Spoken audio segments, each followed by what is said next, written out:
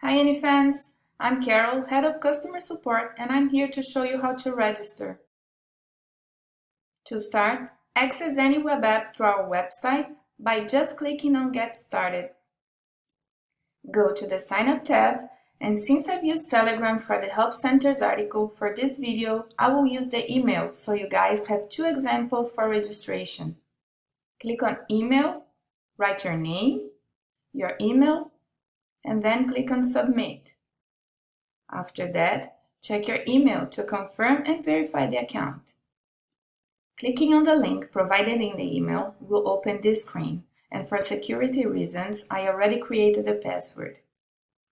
Click on Submit and continue filling up the fields required. As soon as you finish the registration, check your email. You will receive a welcome message from Annie containing some key tutorial links that I strongly recommend reading to understand the functionality and the configuration before using the services.